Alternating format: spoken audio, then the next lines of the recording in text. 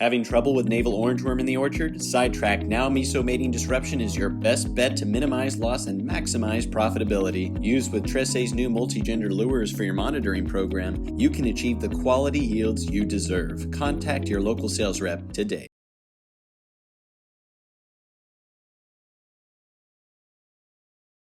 Hello, I'm Matthew Malcolm with Pacific Nut Producer Magazine, reporting to you from the annual convention of the Almond Alliance of California here in beautiful Huntington Beach. It's great to be with you here. This is Aubrey Bettencourt, president of the organization, and this is your first official convention as president. Yes, it is. You've talked about a lot of serious issues with the industry, and namely water and the ports. We have tremendous losses we've been incurring with just not being able to get shipments out in a timely fashion, in some cases not at all, right? So what is going on at the ports, and what's your outlook for the future? Yeah, absolutely. So, it really does come down to those two things for our industry right now: a functioning supply chain and a reliable water supply. On the functioning supply chain side, we've experienced a massive slowdown in exported goods over the course of the last year. And now the kind of repercussions of that are coming home to roost. That's a direct result of a number of things taking place over years of time, but really what brought it to a point and to a head is that 20% increase in demand for imported product that we experienced during COVID. And that increase of demand has not tapered off. And so that's caused a huge amount of congestion at our ports. The value of empty containers going back to pick up those imported goods has increased by 30% in some cases. And the timeline it takes for those ships to come across from Asia into our largest ports, LA Long Beach, which used to take 15 days, now takes 50 days. So when that carrier's looking at this, they're going, I could go up and pick up product like almonds and take it to another place and then wait another 50 days to unload and try to do that again. Or I can take empties at 30 times what they were worth and make 2 trips in the time it takes me to take one. It's a fast nickel over a slow dime at this point for the carriers in their decision making on that.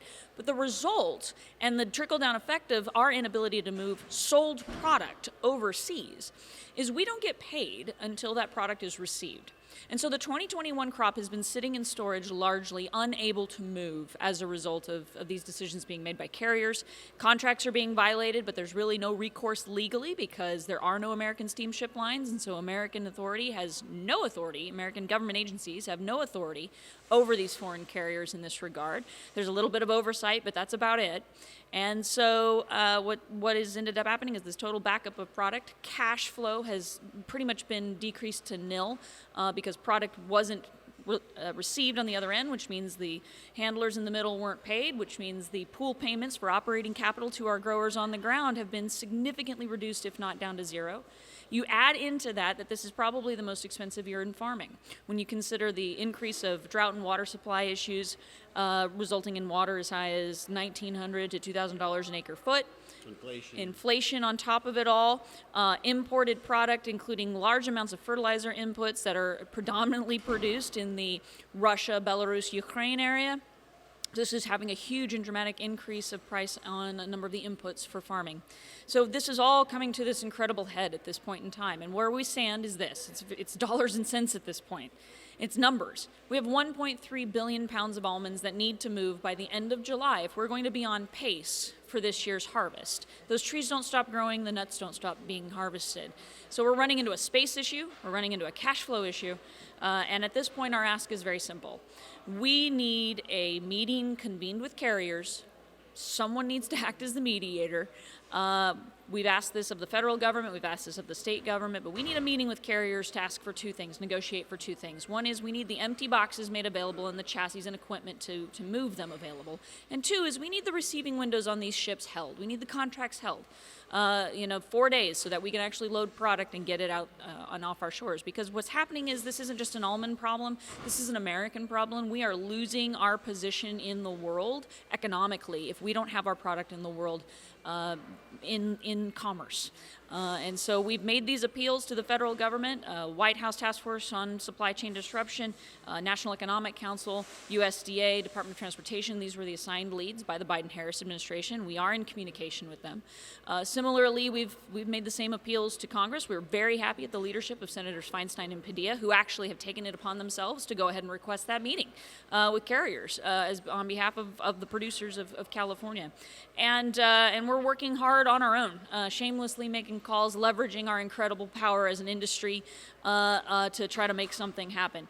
Everybody's saying, where's the bad guy? Who's getting, at this point, it doesn't matter. We need to move product. We need to help our producers. We need to get capital flowing again so that we can keep our farmers farming.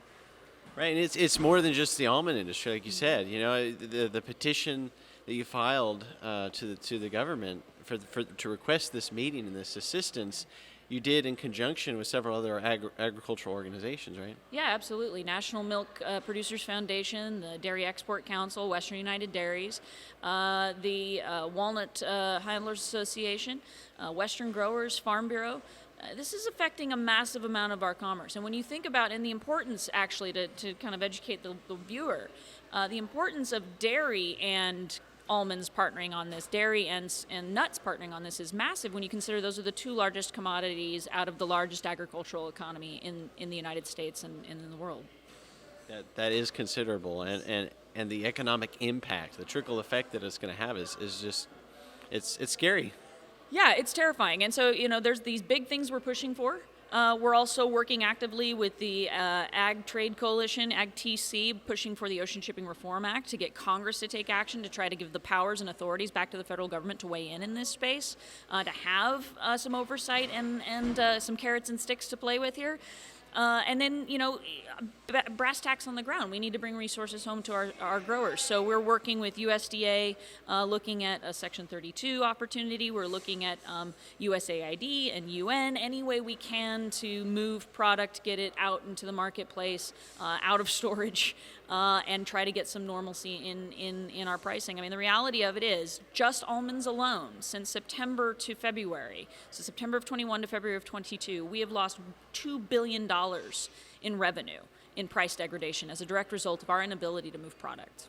And that the effect of that is not just on our farmers, but all of their employees, and the communities. So we really appreciate your leadership and help in rallying up and taking care of this situation. Read more about these things in Pacific Nut Producer Magazine at MatthewMalcolm, CaliforniaAgNet.com.